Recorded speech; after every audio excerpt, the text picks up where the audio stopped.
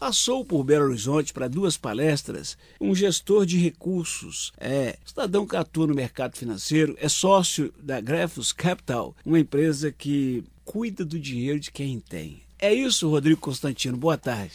Boa tarde. É mais ou menos isso, né? A gente tenta justamente alocar da forma mais responsável possível o dinheiro dos clientes. Pelo pouco que eu conheço a seu respeito, que a Ludmila me passou de informações, eu percebo o seguinte: você é um cidadão que está absolutamente integrado e acha que o futuro nosso já é esse capital globalizado, não tem retorno.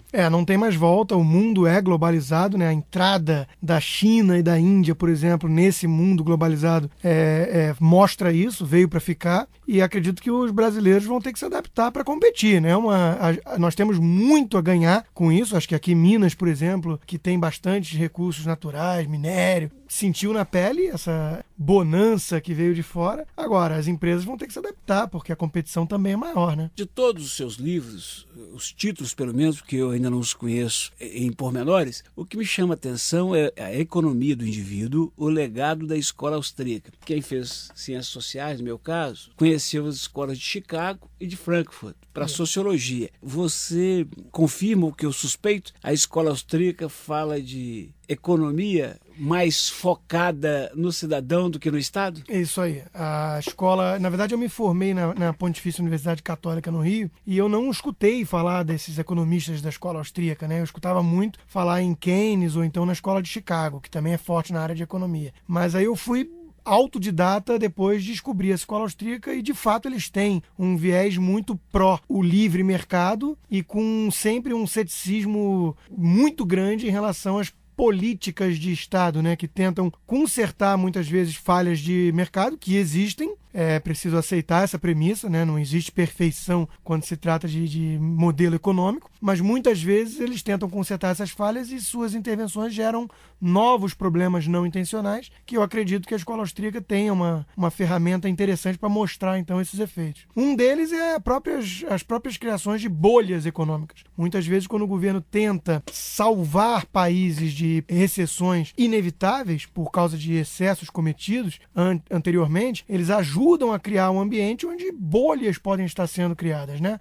Nascendo bolha da internet, bolha imobiliária. Isso muitas vezes é dito que foi fruto de falha de regulação, o que tem uma parcela de verdade, mas muitas vezes se esquece essa outra parcela que é as intervenções ali do governo tentando salvar uma recessão inevitável. Eu era doido para achar um cidadão como você, novo, 30 e quantos anos? 34. Novo, muito estudado e determinado. Não é à toa que você ajudou a fundar um Instituto Liberal. Pelo nome já dispensa comentário. Quer dizer, muito determinado a defender o mercado, tá certo? Mas veja bem, se eu empresto o meu dinheiro, ponho na poupança, no meu banco, no banco que eu tenho conta há 20 anos, eles me dão 0,5% no fim do mês. Se esse mesmo banco, se eu uso o cheque especial, que a princípio seria uma deferência dele para mim, entre aspas, e extrapolo o prazo que ele me dá, eu pago 10, 11, 12% de juros para esse banco no mesmo mês. Ao mês. Isso aí é regra de mercado ou é falta de força política, de determinação de um governo para falar, aí é roubo? É uma ótima pergunta. Eu acredito que há pouca competição, pelo incrível que pareça, nesse setor no Brasil. Tem uma espécie de cartelização de grandes bancos e além disso, tem muito imposto também embutido nisso. Tem o risco de inadimplência, nós precisamos levar em conta. Mas mesmo quando colocamos todos esses riscos que o banco enfrenta e esse custo de imposto, é uma taxa absurda, né? Isso não dá para negar. O que eu responderia é o seguinte: nós temos bancos como o HSBC, bancos mundiais, competindo nesse mercado. Eu não acredito que quando eles atravessam a fronteira do Brasil, eles fiquem mais gananciosos ou mais inescrupulosos. Então, há algumas coisas sistêmicas desse mercado no Brasil que estão impedindo realmente uma redução mais acentuada dessa taxa, que é quase um roubo escancarado. Se eu resolver criar um banco, Rodrigo, eu arranjo um sócio, de repente você com a sua Greffos Capital até me ajuda a arranjar um financiador, porque eu não tenho a grana, mas arranjar uma grana, fala, cara, assim, me arranja aí 100 milhões, vamos abrir um banco, vamos começar a emprestar esses 100 milhões, mas com juros mais em conta. Primeiro, eu consigo abrir o banco? Não, esse é um dos pontos que eu falei da cartelização. A quantidade de normas, de burocracia que o próprio Banco Central exige, torna a vida de uma pessoa, um empreendedor que deseja competir nesse mercado, uma uma atividade hercúlea, né? É realmente muito difícil você ser um banqueiro no Brasil.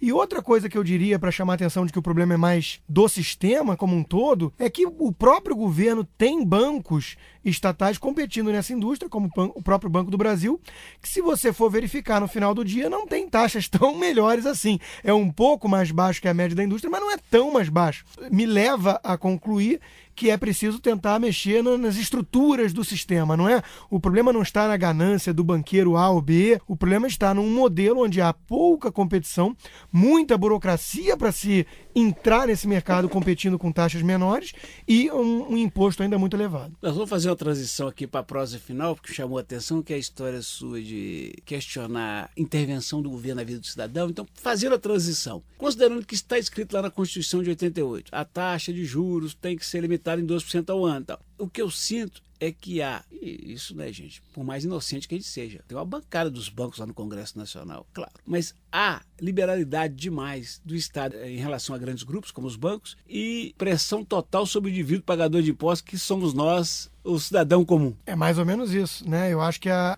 classe média no Brasil hoje ela está sendo muito penalizada, né? Com a quantidade de burocracia, de impostos, dificulta muito a vida desse cidadão médio, que é quase tratado como um súdito, né? De tanto imposto que se paga nesse país e pouco retorno. Ainda tem esse outro lado da moeda, né? Quer dizer, nós pagamos taxas, uma carga tributária escandinava e nós temos serviços africanos, né? Nós temos realmente aqui falta infraestrutura, as estradas são capengas, temos questão de violência, nós temos hospitais públicos em estágio deplorável, nós temos escolas com uma qualidade muito ruim, educação é o futuro de qualquer país. Então eu acho que, de fato, o cidadão médio ele carrega um fardo com esse modelo que nós temos aí muito pesado. E o próprio ex-presidente Lula andou enaltecendo esse lado de que os banqueiros ganham muito dinheiro no país. Mas essa é que surge a questão, né? Quer dizer, será que só porque os banqueiros estão ganhando muito dinheiro isso é um modelo a ser aplaudido? Eu acredito que não. Logo ele que criticou tanto quando o Fernando Henrique criou o PROERD para os banqueiros. Exato. Mas virando então o jogo para fechar, quando um deputado apresenta uma lei e o governo diz que é proibido fumar num bar ou num local de emprego, por exemplo, você acha que é intervenção em demasia? Eu acredito que sim. Eu acho que há hoje uma postura de alguns órgãos do governo, eu citaria até, por exemplo, a Anvisa, que me parece que a premissa que está sendo levantada para essas medidas todas é a de que cada cidadão é uma criança indefesa. É um perfeito mentecapto, né, que não teria, se deixado livre, condições de julgar por conta própria o que é melhor para si. Então é uma microgerência na vida das pessoas, né, um hiperinteresse que o governo demonstra em relação a nossas vidas, como, por exemplo, a busca da saúde, né? Não é só questão de fumar em espaços públicos, o que aí é até mesmo aberto ao debate. Eu acredito que o próprio dono do estabelecimento deveria poder julgar e, com isso, eu acredito que naturalmente poderiam surgir estabelecimentos onde é permitido o fumo, entra quem quer, e estabelecimentos onde o fumo está vetado, vai quem quer. Eu acho que se você deixasse essa liberdade de escolha vingar, eu acho que seria um modelo mais interessante. O problema é que a palavra é justamente essa, né? Liberdade. E liberdade pressupõe responsabilidade. Infelizmente, no Brasil hoje, o que eu noto é que muitas pessoas não estão querendo assumir essa responsabilidade pelos seus atos e estão delegando, portanto, a responsabilidade a esses órgãos do governo, que vai dizer, então, que remédio nós podemos comer, tomar, qual o cardápio saudável, que tipo de produtos nós devemos ou não consumir. Isso é um grau de ingerência na vida do indivíduo que me assusta. Aí a gente pode cair também na educação, né? Porque que tem sempre uma citação especial de sua parte. Mas, de um lado, o Estado trata a criança muitas vezes como um adulto, né, em miniatura e idiotizado. Por outro lado, a gente vê pais, e eu estou me referindo a pais de classe média e alta, absolutamente irresponsáveis, absolutamente omissos, indiferentes à criação dos filhos. É difícil conciliar? É difícil. Eu acho que vai ter sempre um equilíbrio tênue, mas se eu tiver que errar, eu prefiro errar pelo excesso de liberdade. Quer dizer, contra as posturas extremistas de certos pais, como por exemplo espancar um filho, já existem leis que protegem esses indivíduos. São indivíduos, não podemos esquecer disso. Mas o meu grau de preocupação aqui vai além, quer dizer, não é que o Estado esteja protegendo esses indivíduos contra os excessos, os abusos de certos pais irresponsáveis que existem, sem dúvida. Só lembrando que talvez o abuso de uns não deve tolher o uso da grande maioria, que me parece mais responsável. A minha preocupação é determinar de fato o que é, por exemplo, uma educação certa, né? Eu não sei exatamente o que é uma educação certa, e eu sou pai de uma menina de 9 anos de idade, e nós vamos ali com o melhor das intenções, tentativa e erro, mas você não sabe exatamente, você vai errar algumas coisas, vai acertar em outras, e é muito subjetivo você definir o que é uma educação correta. Até porque aquela velha e tradicional escola de uma carteira atrás da outra, ensinando que X mais Y é igual a Z, é um saco. Vamos combinar. Um saco, e você parece que joga todo mundo numa forma e esquece essa singularidade de cada um, essa subjetividade. Mas, por exemplo, quando o Estado determina, então, que uma palmada passa a ser uma questão legal, né, que tem que ir para uma lei, me parece já um caso claro de excesso. Legal, te agradeço muito a visita aqui a Itatiaia e desejo sorte em outras visitas a Belo Horizonte, que é uma cidade provinciana, sabe? Quem é daqui, quem ama, pode falar. A gente pensa muito pequeno aqui, quando o assunto é mobilidade urbana. Nós agora inventamos uma nova. Tiramos o futebol, paixão maior nossa, da capital, levamos para 80 quilômetros daqui, para uma cidade muito gostosa que é a Saída da Gosto. Mas levamos, e quando tem jogo importante, só vai a torcida de um time. É um negócio do outro mundo.